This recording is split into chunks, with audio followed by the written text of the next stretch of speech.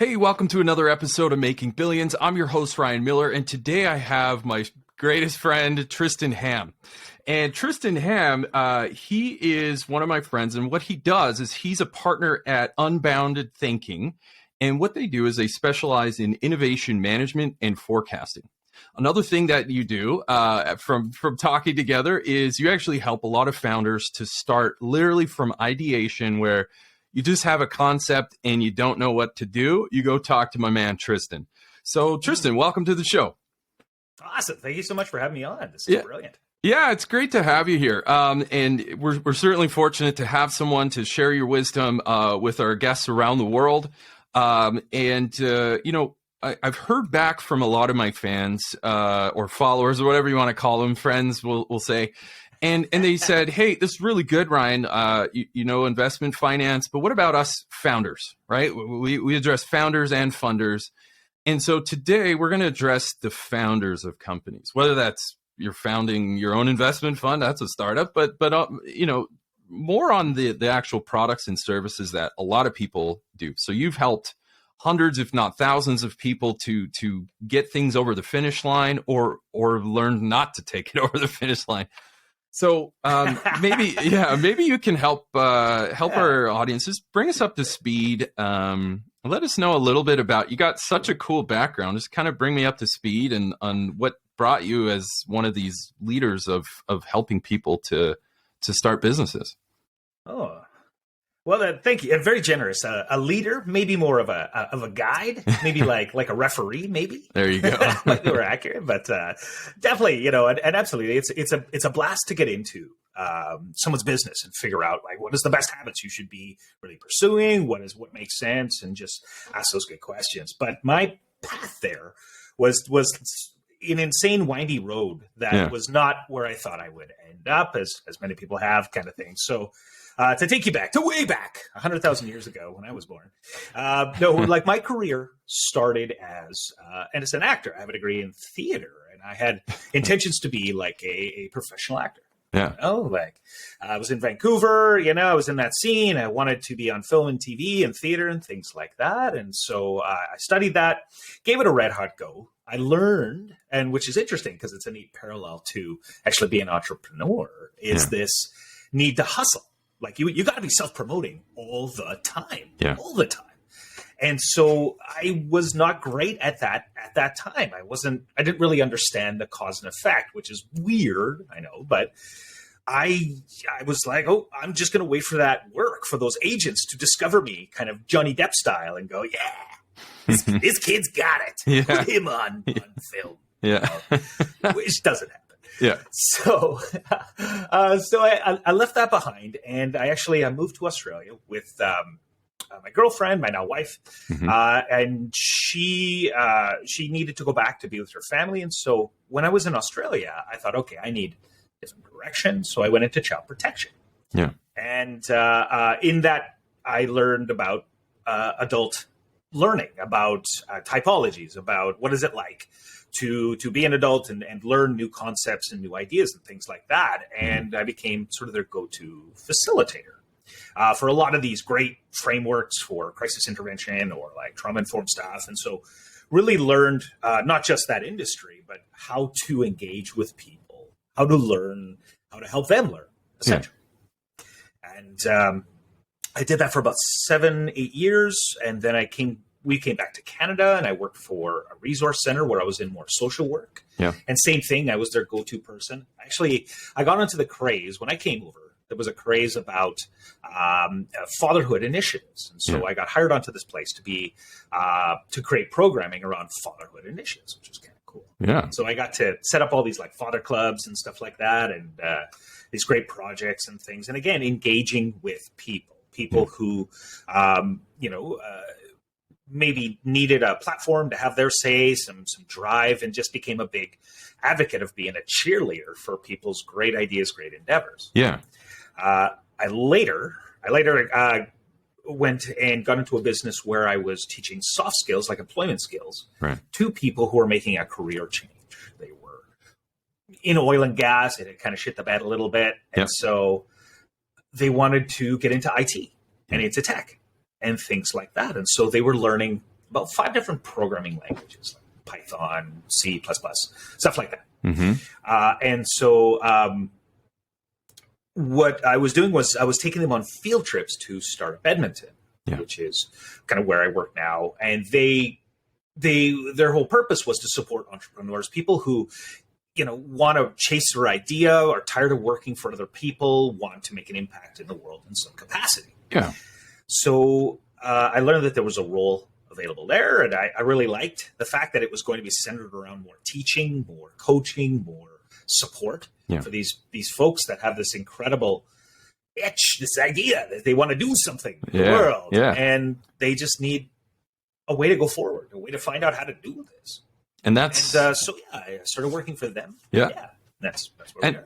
Awesome. And so that's where you come in, and that's where you like to shine. And so a lot of people. So bringing you, me and many of the listeners around the world, bring me into that moment. So you have someone that comes and they said, "Hey, Tristan, I have this great idea to invent this thing, or maybe there's an unmet need."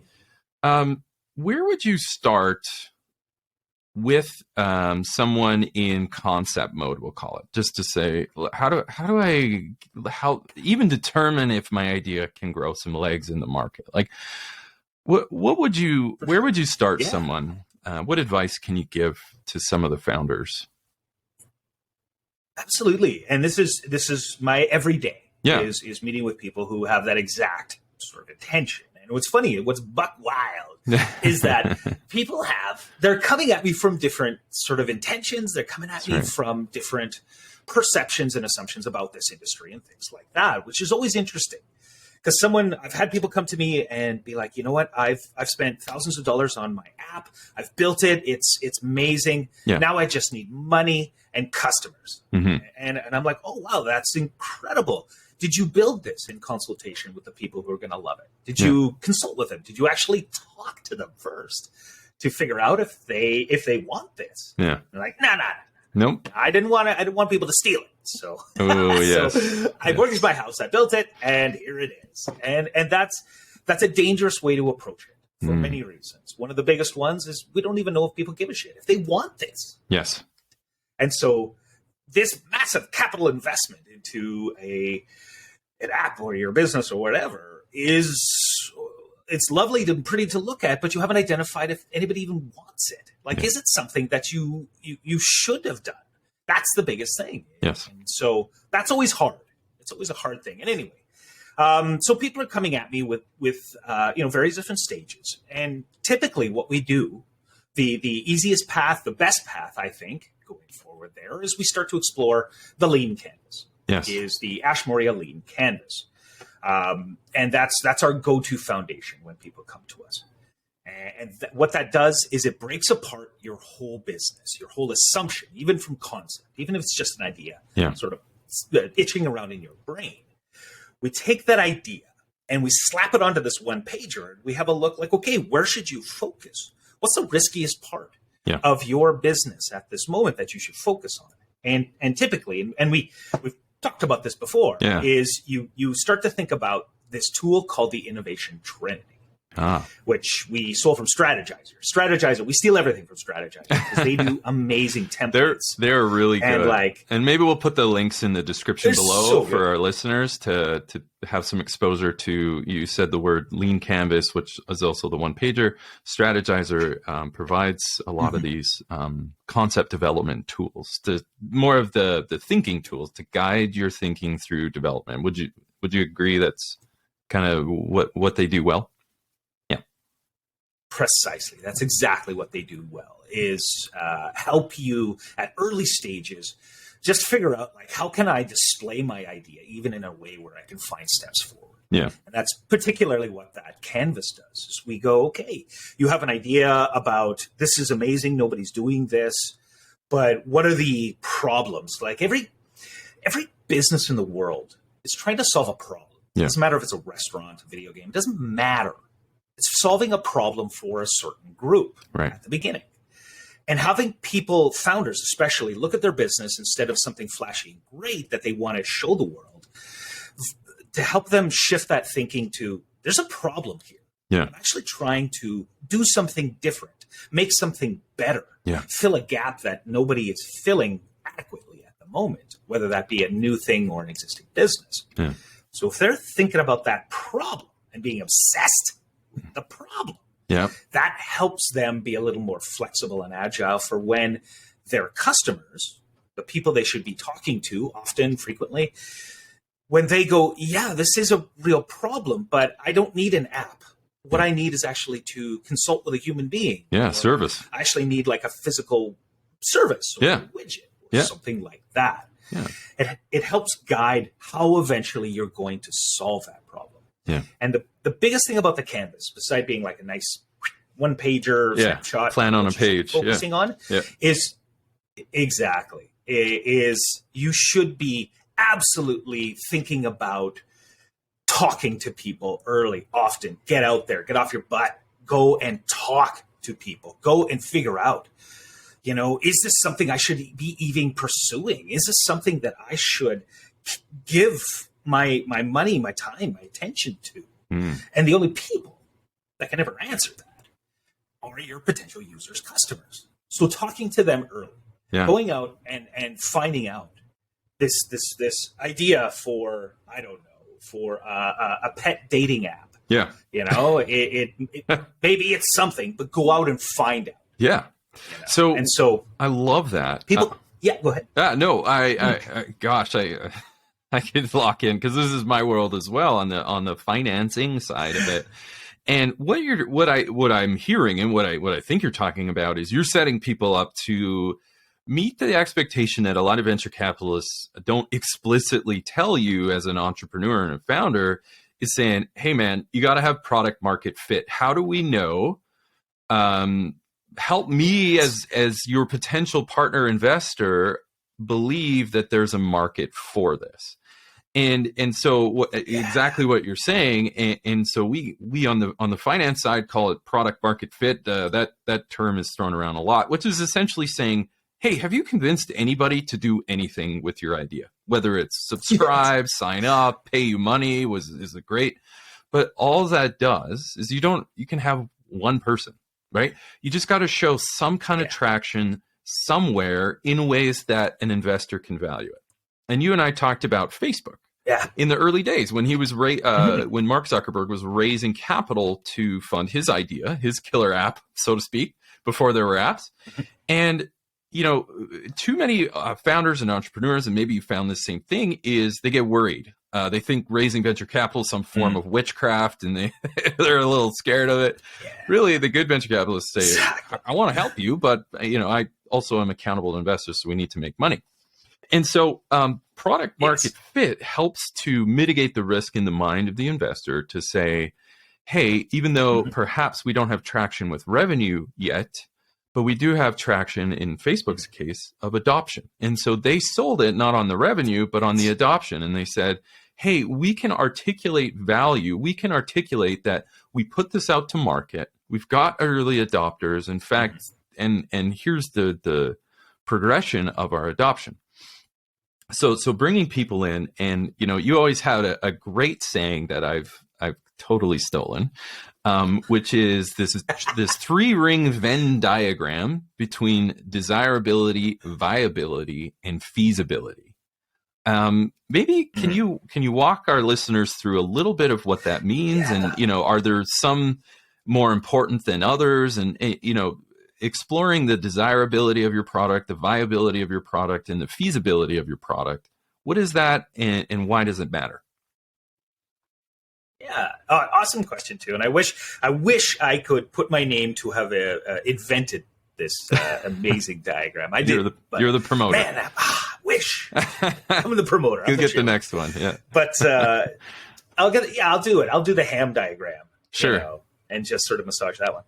But so the innovation Trinity is so important because you're exactly right. What it is it's the 3 largest domains of any business. And what you're trying to do is find that sweet spot between, like you said, that desirability, that feasibility, and viability. And what desirability means is in the simplest terms, do people want this? Yeah. Or do people care enough, like you said, to want more of this and feel like this is like going to fulfill the problem that they're facing. Yeah. And desirability to me is the most important. It's the typical reason why most startups fail.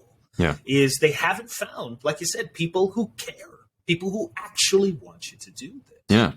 And once you're finding that folks, that's like, and like you put it there, Ryan, which is awesome, is you're looking at that product market fit. Yeah. You're starting to eke toward that. Where do I belong in this market where I can make the largest impact? Yeah. By finding out who I'm building it for and discovering that they actually want this, that they're frothing at the mouth to slap their hard-earned money in my pocket. Right? Mm-hmm. Then we look at the feasibility. Can you build what you promised? Are you actually able to assemble the solution in the way that you have been talking to people about or that they want? So you explore, can I go out? Does it exist? Is it feasible for me to build what I am promising people? Right. And you explore that whole domain. And then that viability is, can I actually sustain a business doing this? Is the cost of building it sinking me because I can't sell it for enough to pay my bills, pay my staff, pay for growth and things like that? That's what you're doing with viability. Mm-hmm. Is, how much of my time and self do I need to dedicate to the business? What do I need in order to scale, to find other markets, to reach other possible segments and make my business sustainable? Yeah. So finding that sweet spot, the ability to find the people that care enough about it, to be able to build it, to actually be able to access the technology or whatever you need in order to construct it. Yeah. And then can I keep a sustained business? Can I make money and pay myself and my staff and all the people that contribute to the idea?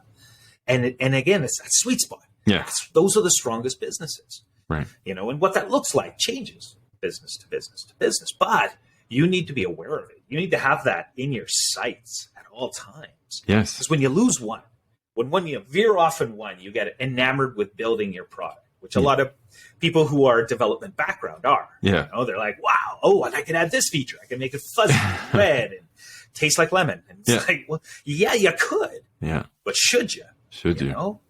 Is that something that's realistic? Or, I've staffed myself with the best people and man, we're paying the highest wages and, we're looking to do this massive market scale. Great. Right. Can you meet the demand of your product though?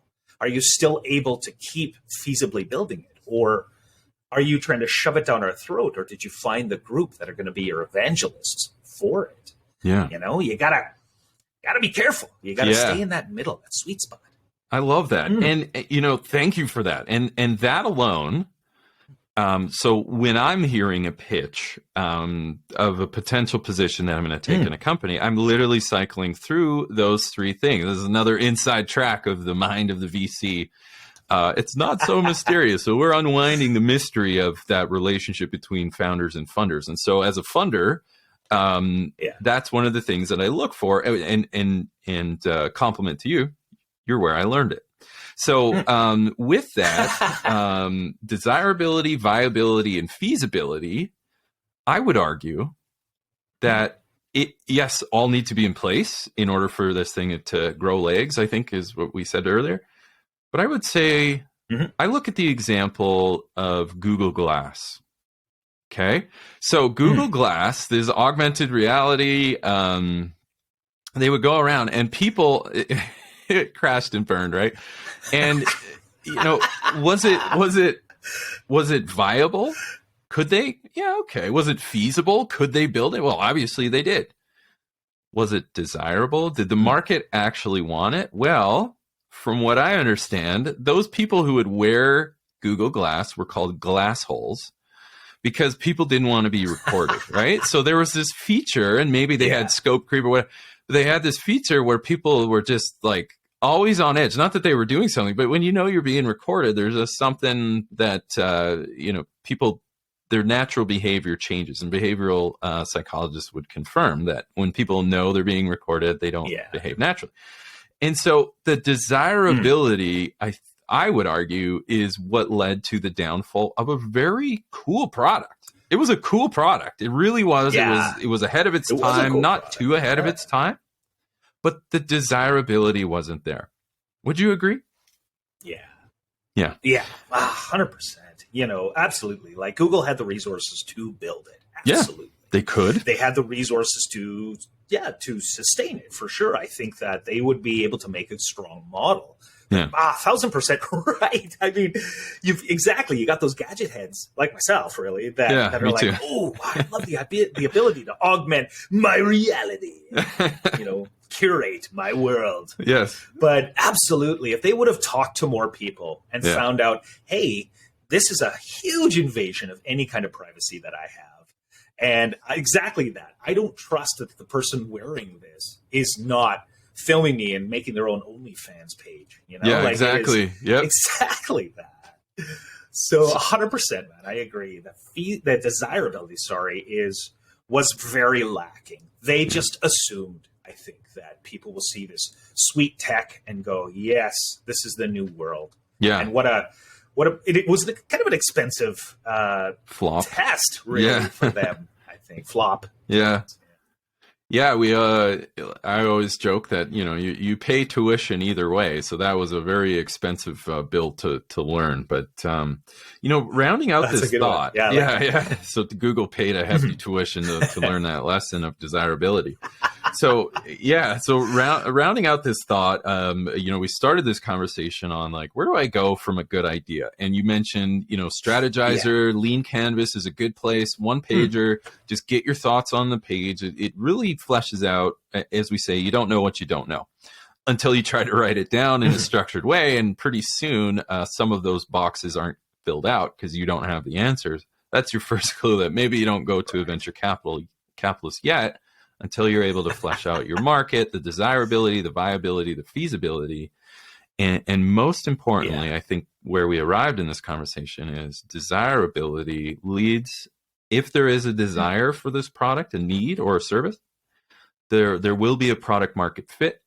And, I just want to round out this part of the segment on how do you show traction? We talked a little bit about Facebook and, they were able to convince investors that they're onto something, not through revenue. And I know a lot of founders are, they're worried to go in front of venture capitalists to say, we don't have revenue. And, we're like, yeah, man, we know. Like you're just starting out. We get it. There's or maybe a little bit of revenue, but no profit because you're reinvesting or whatever it is. It's okay. It's okay to say, I don't have revenue, but it's not okay to just go in there and ask for money and not show that there's some value, some kind of fit in the market. So what are some areas that either 100%. You can think of or that you've seen where founders can articulate value in a non-financial way? Great question. And man, we get this a lot. And traction is like one of those elusive animals that people are always chasing and trying to define for themselves. And that's great, Ryan. It does not have to be necessarily monetary. It doesn't have to be dollars. You're exactly right. But it has to be proof in some fashion or another that people actually want this or are eager to keep using it, so that traction can take the form of many different heads. It can be really anything that has that proof. And for example, you brought up earlier, users like Facebook. Yeah. The people that are constantly using it, and you need to get specific too with it. So it's not necessarily new users. It's not people downloading my app, right? Because really, for me to download an app or to sign up for something, that doesn't take a lot of commitment from me. Yeah. Like that's not a lot of skin off my nose to go and download the greatest app and give it a look. Right? Yeah. I might not use it. I got shit on my phone that I haven't touched in years. That's not a commitment from me. So when I think about it, what would make that actually tangible, good, committed data? Yeah. Well, people who are constantly using it, that not just download it, but are using it in their everyday or in a regular basis. That carries weight. It's like, look, I provided this tool, this great thing that people can't get enough of. Yeah. Right? I haven't monetized it yet, but people are incorporating it in their work, in their day, in their social life. They're using it. That is good traction. That shows that people are, I like how this rolls. I like using this more than once. Yeah. That's the key. We want to show that we have proof that people are constantly wanting to access it, use it, incorporate it again, like I said, in their everyday. That is a great form of traction. Some products don't lend themselves to that, though, to having that constant user. And so we need to show traction in other ways. Sometimes that traction is in the form of endorsement. Yeah. Maybe it's people who are influential in the market, who carry a lot of social credibility, a lot of weight. Yeah. And they are obsessed with the potential of the idea, and they're willing to put their neck on the line a little bit for that product.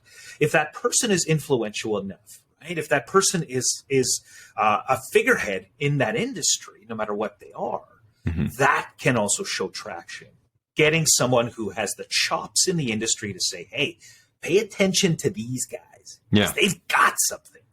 That may be strong enough for an investor to at least take notice. Yeah. Oh, if not, want to find out more.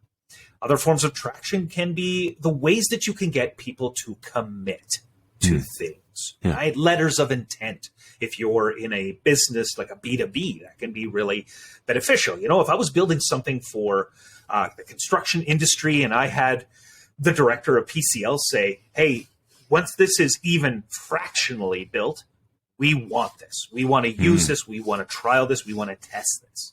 This letter of intent gives, I think, a little more credibility that you're onto something. If it's like, if I approach you, Ryan, I say, I've got something here and I have all these businesses that are right on board. Here's the proof once I build it, because the proof of concept might take a little cash.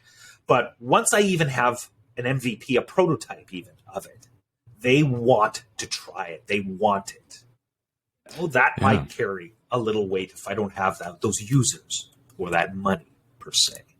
So in the end, traction can look like many different things, but it's the proof. It's the proof that you're onto something. It's the proof that people want to use it, will continue to use it, or are frothing at the mouth for you to make the next move. Yeah. And what that looks like for businesses, it's always different.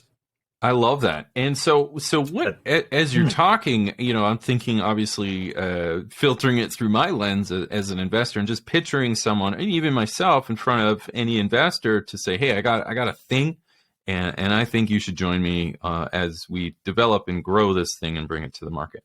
So we've established product market fit, measuring the value, even though maybe you don't have revenue. Likely a founder won't have revenue, but that doesn't mean you can't show value.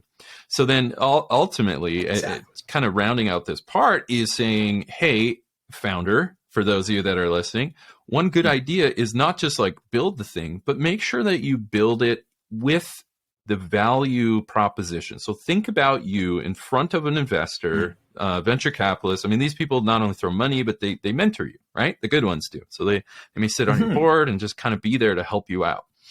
And so if they take a position, it's a big deal for them. They got a lot of money on the line and they're very busy. So to dedicate their time, they have to be very selective.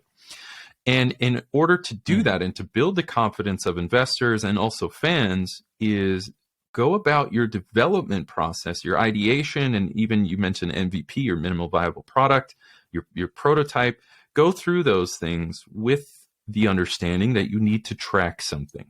So it's not enough to develop a product or a service, but part of your development product isn't the product, it's the measurement and the growth and the adoption of that product. You do both, and you're a lot more.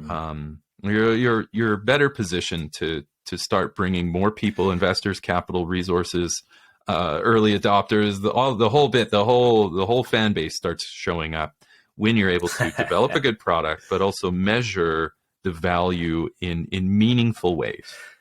Would you agree? Exactly. All right, I pulled all that out of you. Encapsulated my wandering mind. I love it. No, this is good. 100% agree with that. I love it. So now that we've gone through the ideation stage, we've got entrepreneurs who are listening to this and they're like, all right, I got to go to Strategizer or find some kind of lean canvas, just really get my thoughts down, figure out what I don't know, and then solve that. So here we are, lean canvas in hand. I got a plan on how to build my prototype, how to track the value so that I can later on talk to investors about it. Now that we're there, now we're ready, moving forward to maybe not everybody who's listening is in ideation phase. Some of them already have a working prototype or at least a plan. So people like that who are a little bit further down the road, and they want to go into, say, Series A, or they're raising capital, they've got a good idea, maybe early test results.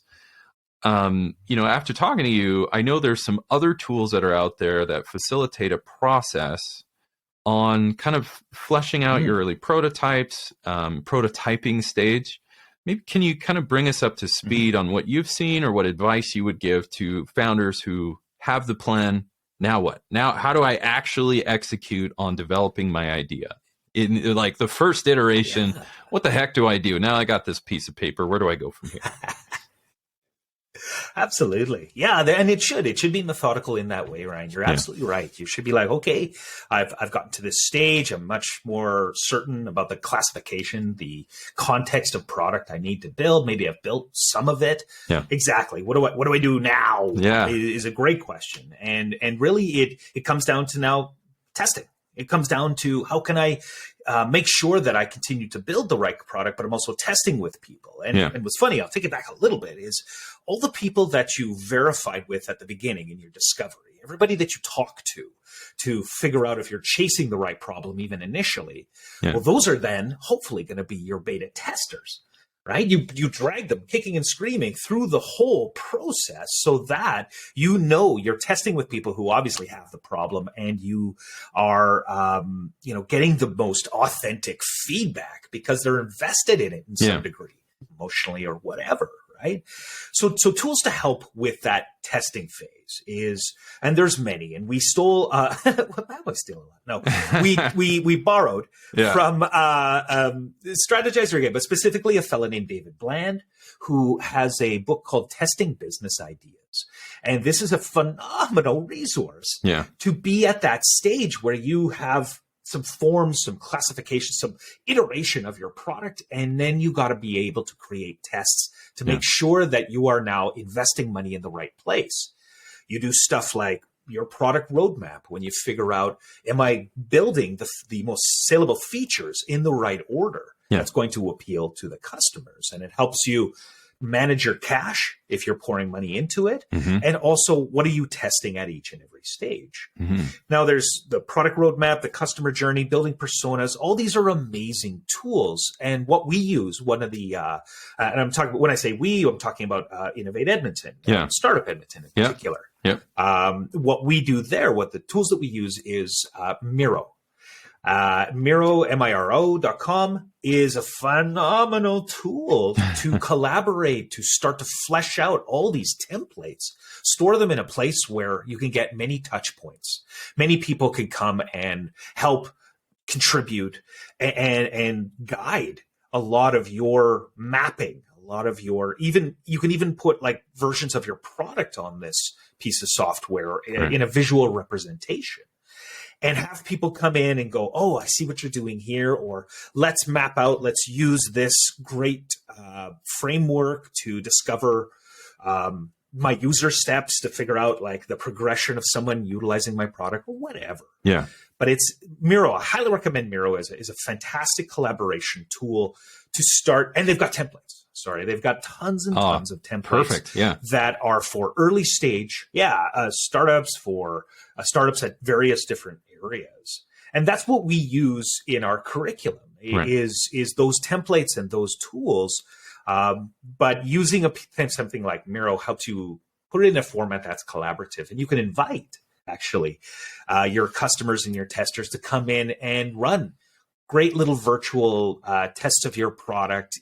Again, it doesn't matter if it's a service, a widget, a restaurant, app, piece of software. It doesn't matter. You can get some kind of visual representation of what you intend to do with your business and walk people through it. Have them discover all the things that you're hoping to add and then invite their feedback into it. And that collaborative process, again, like I can only imagine, must be appealing to those that would then put money into your business. If you're like, hey, I conducted all these tests, I've verified that I know exactly what I need to spend money on when I have money. It's in this area of development. It's in staffing this person, this person, this person, and figuring out, am I on the right track? I've got this evidence that I'm building the right kind of thing. Yeah. Again, like from an investor perspective, I imagine that helps with your due diligence in some degree. Oh yeah. Miro is a helpful tool. It sounds like not only collaborating, but collecting feedback, doing testing, which all, again, comes back to our early thing, is to say, hey, you can provide results to say version 1 was a total flop, Mr. Big Stuff investor. Version 2, we got a little bit more traction, and you can literally walk your investor, but also your partners and other interested parties through the development, the iterations, while also collaborating on that tool. So it's a collaboration tool. It's not just testing. That's my understanding. Is that right? Exactly. It's collaboration. It's a great place to house. It's a whiteboard. It's a sticky board that houses everything that you've been building thus far, and then to walk someone through the generations of that your product has taken after this testing. Right. Again, what you talk about evidence. Here's evidence that we're actually, pressure testing areas of this product. We're making sure we're getting fact. We're reducing the risk that we are maybe not building the right kind of thing. Awesome. And, after you've talked about in the early days, you used another app, which I thought was really cool. There's a couple. So one is called Marvel, and the other one is App Composer, right? You mentioned earlier that someone's like, I got this killer app and I mortgaged my house and I developed this thing. And it's like, oh, slow your roll. We got to make sure, should you? Do people even want it before you really dive deep into that? So maybe just while we're on the topic of, fleshing out your idea now that you have a concept. So Miro is really good, but there's other tools, technologies that are free, if not reasonably cheap, to help founders to create that evidence, to develop their product. Maybe walk us through a little bit of what some of the founders can expect using Marvel and App Composer. Oh yeah, absolutely. So Marvel in particular is it's been on the market for a while, and it's meant to be a place where you as a non-techie founder, and I couldn't write a lick of code to save my life. Right? I am not. What is it? Hugh Jackman in Swordfish, kind of thing. Which is a deep cut. Anyway, your strengths are elsewhere.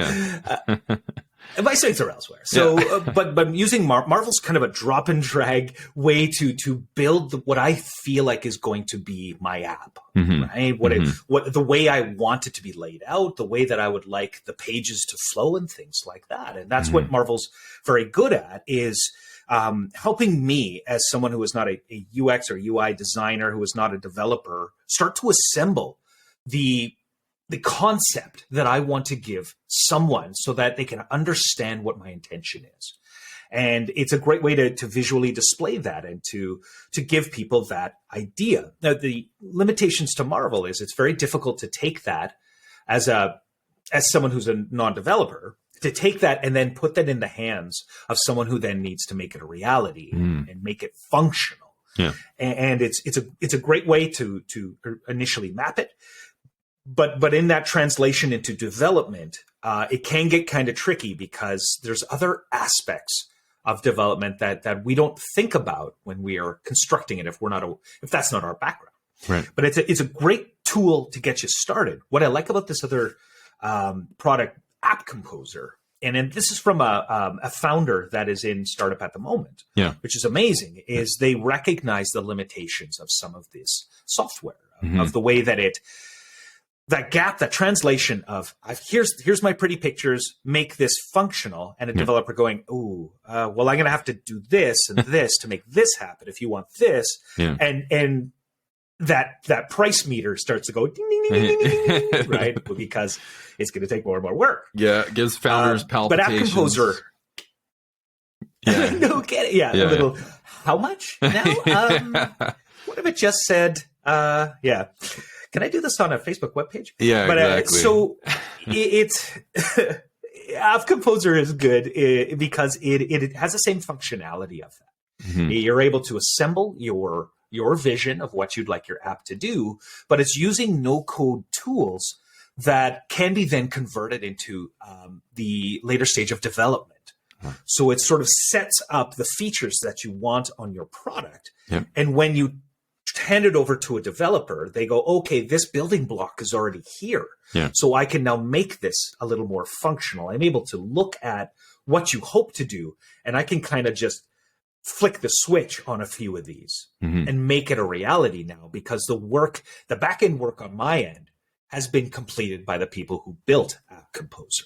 Right. And as for a founder who doesn't have a lot of cash, that lowers that price tag a lot. Awesome. And the speed that they are able to then convert that into something functional so you can get in yourself in the market is way, way faster. Wow. So there's more and more tools pumping out there. There's another one called Figma, which is fantastic for not just app development, but also sort of mapping out your web pages and things like that. And all these tools obviously are centered around a virtual product, but that's usually where people get tripped up, especially when they're like a non-technical person. Is they're like, oh, there's this, like, besides investment being this magical world, there's another world adjacent to investment land, multiverse, that is development world. Yes, it's the multiverse. That's it of business building. Yeah. But this other magical land where it is so misunderstood in a lot of ways by a lot of founders that are non-technical, that they're terrified to even navigate those waters. Yeah, it's filled with horror stories of, I got my somebody I know got their app developed here or overseas, and it cost them $300,000, and they got ripped off, and it was non-communicative, and blah blah blah blah blah. That kind of thing. So people are worried that when they put their baby in the hands of someone that's meant to help it become a human, a full-grown human, that they're going to look for opportunities to get ripped off, that you're, because you don't understand the process, all these new, steps that developers add in are just meant to bleed you dry or whatever. Yeah. There's a lot of uncertainty in it. And that's what I like to think that App Composer really assists with. I love that. But, go ahead. There's Wireframe Sketcher. There's all sorts on the market. Wireframe Sketcher is at least to give you a hand. Yeah. Okay. There's a few. But in the end, I think the biggest thing when you're going to engage in a tool, or your intention is to eventually develop it into something that is functional in some way, talk to other founders. Get off your butt and go chat to people who are in the same situation and learn from their experiences. Yeah. Find out, maybe from people who unfortunately went down a trickier road, ways that you can avoid that same roadmap. I love that. So we've got a lot of tools. Man, we have covered 100 miles in, it feels like seconds. I love it. And that's exactly the kind of guy, for our listeners out there, either reach out to Tristan or someone around your community, someone that can really cover a lot of ground, get right to the point and say, don't do that. That's stupid. Do it like this. And that's what a mentor does. That's what a guide, incubators, which, you're a massive part of your own incubator. You're in Unbounded Thinking. You do a lot of stuff, but one of the greatest values, and as an investor, I thank you very much for helping founders to kind of get ready for that big meeting, is to say, all right, it's not enough to develop a good idea. You need to develop a good idea with the insight in mind that I have to demonstrate value. Eventually someone's going to ask me, what value are you creating? What value can I get out if I support that? Are you going to save me time? Are you going to cost me time? Are you going to save me money or cost me money? And so a lot of the people, not only the market, but the investors and supporters, support comes in many forms. Mhm. So it's not enough just to develop a cool product and then everyone's going to line up. Maybe that'll happen, but from my experience and maybe yours, that's usually the exception than the rule. The rule typically follows Yeah. is saying, hey, you got to show that we have traction. So when you develop it, do it in a way that you test your ideas in the market. You can demonstrate that the market has value. You have adoption. There's some kind of value that you're creating. Here's a few tools. If you're interested, you can use these tools to test your ideas, to get feedback from the market, and then pay attention to desirability, viability, and feasibility. Desirability being the main thing, but all need to be addressed. Would you say that's a good summary of everything we've covered? Yeah, 100%. Absolutely, Ryan. I think that, thinking largely about the larger picture absolutely gives you better direction as to what you should be focusing on first. And obviously, the riskiest parts of any of your business, you should be pouring your attention into. But yeah, that's a lovely summary of the way to start to think about this idea that's been rattling around in your head, or an existing innovation to an existing company, or something like that, for sure. Yeah. So the one final thing is we round third base, headed home on our coverage on tools and techniques to support our founders. Is something, and I've used this on some of the companies that I've invested in. It's three letters, acronyms: TAM, SAM, and SOM. TAM, SAM, SOM. And what this does, and I'll let you fill in the blanks here, but what this does is essentially it's a very easy exercise to kind of start large, as we say, the 30,000 foot view, which is TAM. And it's really just saying, what size of the market is there? And is it big enough for us to, should we even build this thing? Is there enough of a market? That's important. And as an investor, that's important too. And I'll tell you, one of the best pitches I ever heard is literally his opening phrase is, hey, Ryan, I don't know if you know this, but currently there are 800 million people around the world that are in such dire poverty, they can't even afford electricity in their home. And then he went on to explain all of these cool things that they're doing, and they built this solar power to bring energy to third world markets. My first thought as an investor, as he explained his TAM, was 800 million. That's a big market. I can make money there. And the second thing is 800 million. There's a lot of people that need help, that need this product, need it. Not nice to have, might like it if they're in the right shopping aisle. No, they need this product. Assessing that, not only is it good for the entrepreneur and the founder, but it's also good to illustrate the TAM, SAM, and SOM for your investors. So now that I've prefaced all of that, maybe can you just give a quick little synopsis on what TAM, SAM, SOM is, and from your perspective on the other side, working with founders, how does that really help them?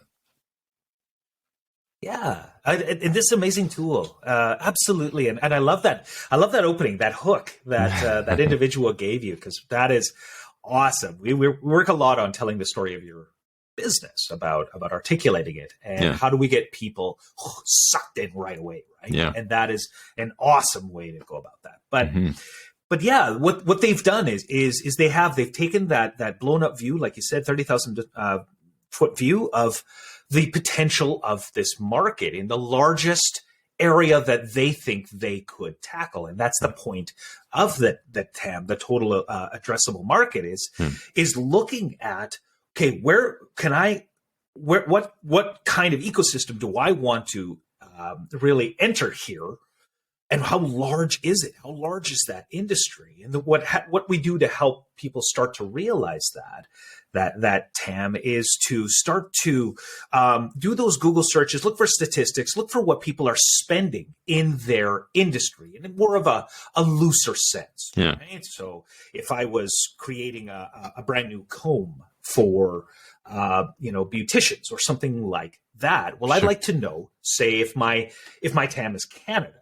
Yeah. I'd like to know what people are spending on beauty products, if I can, specifically in hair care products within Canada. What are people spending dollar-wise? Yeah.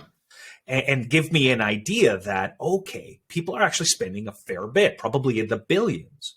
So there is potential that if my idea is exciting enough, if it's original enough, that I might be able to take a slice of that larger business, that larger industry, and at some point. Right. So if people are spending a lot of money in this industry, like you said, that gives me at least a little more verification that maybe I should pursue this a little more. Right. If my TAM is not that large, if I'm looking like, you know what, there's niches within this and people aren't actually spending a whole lot of money. They might be really happy with the solutions they've got, and they're not exploring other possibilities. That might factor into if I should pursue this or not. Once we have an idea about what our TAM is, and there's many ways that you can do that. Like I said, explore statistics from other countries and then compare it to the population of where you are and where you want to tackle. And that'll help you at least have a ballpark figure around what is being spent there or what is being affected in that larger world. With the SAM, your serviceable addressable market, then you're bringing it almost geographically closer to you and having an idea about, okay, what are people spending in this market that is a little closer to home? What is this in a market that's probably easier for me to access? Yeah. And is this still enough? Are people still spending enough in this market that I could affect this? You're also getting narrower down in maybe specifically your industry. So now if I'm selling brushes and combs, well, I'm looking what people are spending on maybe that specific product. Yeah. So that it gives me a much clearer picture that people are constantly looking for the new innovation in hair technology or whatever. Yeah. So it gives me a little more idea what I could reasonably tackle within that ecosystem. Yeah, like right now. So you go from the largest market to say, here's the total size, like the one gentleman has said 800 million people. It's saying, okay. And then, I worked with them because I thought they were onto something, and we worked through TAM, SAM, SOM to help me understand the size and potential value of the company. Just to kind of give people this dynamic between founder and investor of how do we get on the same language and how do you communicate that? So TAM is the total size of the market, or TAM literally says total addressable market. What is the grand size? Then serviceable available market is how many people could you reach right now? Would you agree that kind of a decent summary of that? And that's exactly what you're talking about. Yeah, exactly. And then we go down even more precise is to say, how many people could I reach right now with the resources that I have right now? And that is your serviceable obtainable market, or your SOM. Can you walk a little bit through the SOM side of it? Yeah. So again, it could be sort of geographically or within your resources. Who could you affect right now? That's exactly it. And also, being aware of who else is operating in this market, knowing that you are going to, like, the new customers don't just come in to fulfill a new person on the market. They just don't come out of nowhere. You're taking a slice of that pie away from others. So now you're looking at your direct competition as well. And what are they doing? And then value starts to creep in there because you are starting to calculate, well, I'm offering something better than Larry down the street who's selling combs as well. So what can I reasonably remove from Larry's customers, given my resources, my abilities at this moment? Given that I offer something different, what can I reasonably affect of this immediate market right in front of me, to give me an idea about, am I still on the right track? Should I still be pursuing this? And if I had to sell tomorrow, who could I reasonably affect? As far as customers, and who I'm going to create waves for in the market, in my immediate market as well. So it gives you a much more micro picture of what you could and should be achieving in early stages of your business, what you can predict your revenue could be. And as an investor, if I showed you that I've done my due diligence in looking what the huge potential is, what the closer potential is, and then what I could do for you right now, given the way that I'm charging, given the way that I am adding value into this industry and disrupting the other people doing something similar, it gives you an idea about how I can affect my growth, how I can really predict how well my business is going to do, given that I'm going to show you evidence, of how I'm affecting the market right in front of me. I love it. And hopefully that alleviates a bit of risk. Yeah. Well, that is really good. And my goodness, we gotta bring you back on the show. I feel like we just scratched the surface of your amazing brain and your theatrics. I love it. You're such a fun guy. I see why so many people go to you to help out. It's not only do you have the brilliant mind and the expertise on starting businesses, but you keep it fun, right? I mean, being a founder can wear you down a little bit sometimes, but dare I say it's fun. It's fun on both sides, being a funder and a founder. It is. That's enough for me and Tristan. I hope you enjoyed our time together. On a final thought, build your one page, ensure there's a product market fit, and articulate your TAM, SAM, and SOM, and you too will have the skills you need as a founder in your pursuit of making billions. Awesome.